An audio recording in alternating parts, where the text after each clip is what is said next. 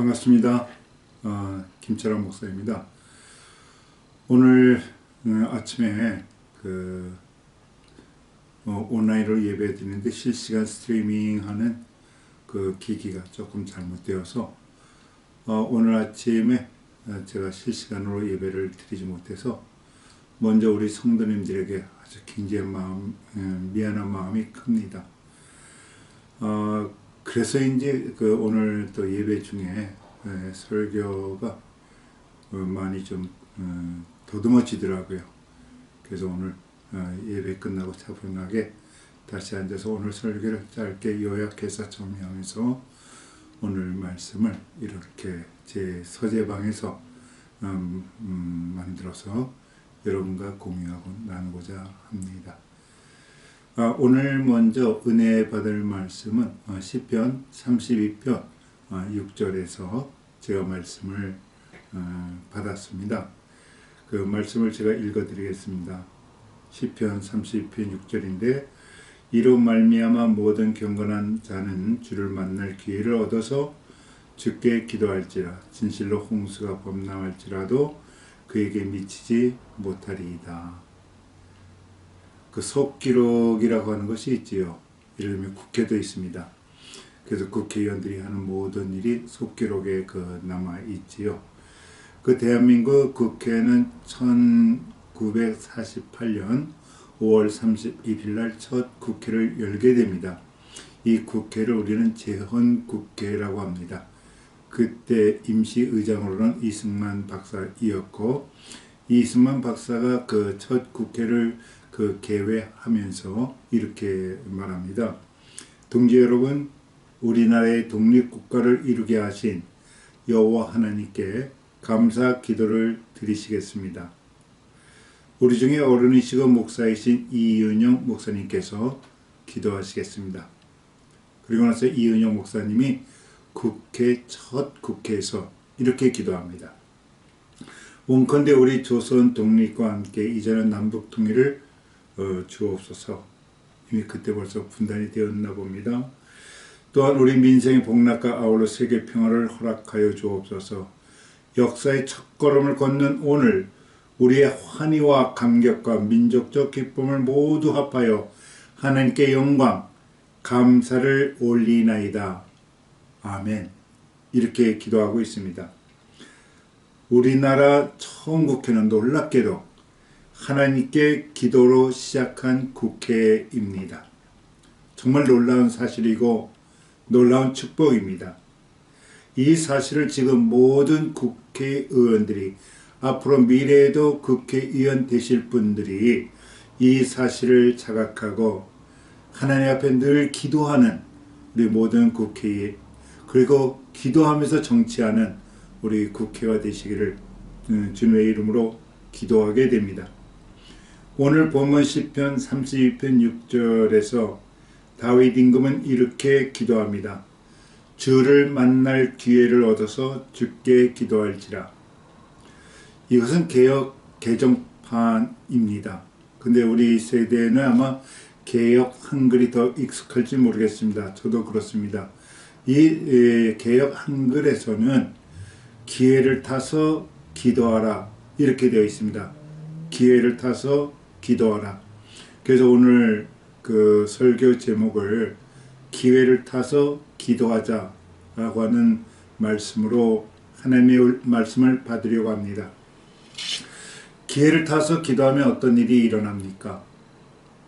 시편 30편 6절 같은 절 뒷부분에 보면 홍수가 범람할지라도 그에게 미치지 못할 것이라고, 기도하는 자에게는 홍수의 범람도 피해 간다고 하는 것이지요. 실제적으로 일어난 일화 하나 소개하려고 합니다. 저희 아버님 고 김동협 장로님에게 들은 간증입니다. 여름에 주일날 예배를 드리고 있었답니다. 갑자기 뚝 터졌다라고 하는 고성이 들려오더랍니다. 홍수로 인해서 뚝이 터져 물이 논이고 마을이고 덮칠 것이라고 하는 경고이지요. 동시에 삽이며 가만이며 하여튼 뚝을 막을 것이 있는 것이라면 다 갖고 급히 나오라고 하는 메시지이기도 합니다. 젖 먹는 어린아이 빼놓고 힘없는 노인들 빼놓고는 다 오라는 것이죠. 그래서 뚝을 막아보자고. 그러니까 예배 중에 몇 남정네가 그 소리를 듣고 일어나니까 목사님께서 큰 소리로 아니라고, 예배 마치고 가자고, 그리고 간절히 통성으로 기도하자고, 홍수가 범람할지라도 우리 마을에 미치지 않게 해달라고 그렇게 기도하자고. 그래서 같이 통성으로 기도했고, 물론 설교도 짧게 하셨고, 축도하면서 예배를 마치고 급히 뚝 터진 현장으로 달려갔답니다. 모든 성도가. 근데 뚝 터진 곳에 도착해보니 이미 상황이 거의 다 종결이 되었어요. 좋은 쪽으로. 그러니까 터진 뚝이 거의 다 막아지게 되었답니다. 어찌 된 일인가 보니 거기에 큰 고목나무 2개가 이렇게 터진 뚝을 막아 있고, 거기서 모래주머니를 해서 너무나도 큰 고목나무 2 나무 때문에 뚝 막기가 굉장히 수월했다고 하는 것이지요. 그래서 어찌 된 일인가 봤더니, 그리고 그 시간이 언제였는가 봤더니 바로 성도들이 통성으로 기도하는 그 시간에 그 고목나무가 떠내려와서 바로 터진 뚝 거기를 막아 주었다라고 하는 것입니다. 그러면서 모든 성도들이 놀래가지고 살아계신 하나님께 감사했다고 하는 그런 간증입니다. 오늘 시편 말씀처럼 기회를 타서 기도하면 홍수의 범람도 문제가 되지 않는다고 하는 것이지요. 기회를 타서 기도하자고 하는 이 귀한 말씀은 다윗의 체험이요 다윗의 간증이기도 합니다. 다윗은 70세에 세상을 떠납니다. 그런데 그 70생애 동안에 왜 그렇게 한난과 역경이 많은지, 근데 그 역경을 다윗은 놀랍게도 하나님을 만날 기회로 바꿨다고 하는 것이죠. 그래서 기회를 타서 기도했다고 하는 것이죠. 그랬더니 홍수도 피해가더라고 임금의 자리까지 이르렀다고 하는 것입니다. 목동 시절에는 양떼를 사자나 곰으로부터 보호했습니다. 그러니까 다윗에게는 사자나 곰이 하나님을 만날 기회였고, 그리고 기도했고 물리쳤다라고 하는 것입니다. 어린 나이에 적군의 나라 블레셋의 거구 장군 골리앗 아시지요? 그 골리앗이 다윗에게는 하나님을 만날 기회로 삼았고, 그리고 기도했고 물리쳤다고 하는 겁니다. 사울 임금이 얼마나 다윗의 그 명성에 시기하고 질투했는지, 사울은 천천히요, 다윗은 만만히요, 여러분들이 잘 아실 겁니다. 그러니까 사울이 다윗을 어떻게든지 제거하려고 그렇게 애를 씁니다. 바로 그 사울이 다윗에게는 하나님을 만날 기회였고, 그 기회를 타서 기도했더니 오히려 그 손해로부터 보호를 받았다고 하는 것입니다. 압살롬, 자기 아들 압살롬도 아시지요? 왕권 내놓으라고 그 위기도, 그 아픈 위기도 다윗에게는 하나님을 만날 기회로 바꿔버립니다. 그리고 기도합니다.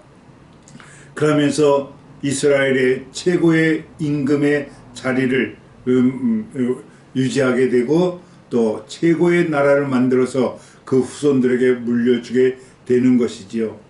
그러면서 다윗이 남긴 말이 뭡니까? 오늘 본문 말씀입니다. 기회를 타서 기도하자. 기회를 타서 기도하자.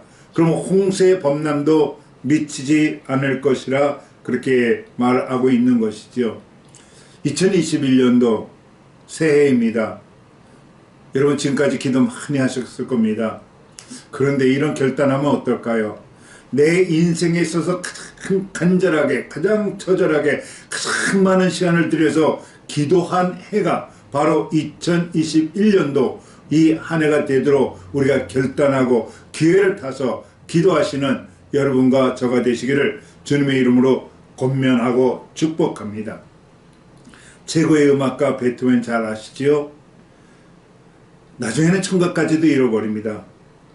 근데 그 많은 어려움을 베토벤은 하나님을 만날 기회로 바꾸어서 기도하고 오히려 어려움 속에서 환희를 우리에게 선물하는 훌륭한 음악가로 마감하게 됩니다. 동영상 하나 보려고 합니다. 곡은, 동영상의 그 제목은 왼손을 위한 협주곡이라는 것입니다. 고도우스키라고 하는 그 작곡가가 있습니다. 근데 친구로부터 비보를 듣게 됩니다. 그 친구는 그 당시에 오스트리아에서 정말로 잘 나가는, 아주 명성이 막 얻기 시작하는 대단한 피아니스트 비트겐슈타인이라고 하는 그 친구였습니다. 근데 이 친구가 1차 대전에 참전하면서 오른팔을 잃어버리게 됩니다. 얼마나 그 친구가 실망했겠습니까?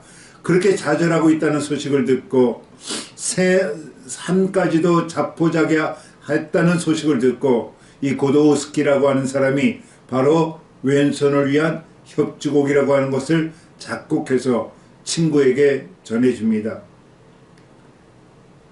친구는 끝났다고, 왜 이런 걸 보내서 괴롭히느냐고 그렇게 얘기하지 아니하고, 비트겐슈타인은 왼손 하나만 가지고 얼마나 피눈물나게 노력을 했는지, 오히려 그 일로 인해서 더 이름을 얻게 되고 수많은 연주회를 통해서 왼손 하나로 많은 사람들에게 감동을 주었다고 하는 이야기입니다. 그래요, 잃어버린 오른손이 이 비트겐슈타인에게는 하나님을 만날 기회가 되었고, 그 만날 기회에 기도했더니 세상을 감동시켰다고 하는 그런 사실이지요. 보시지요.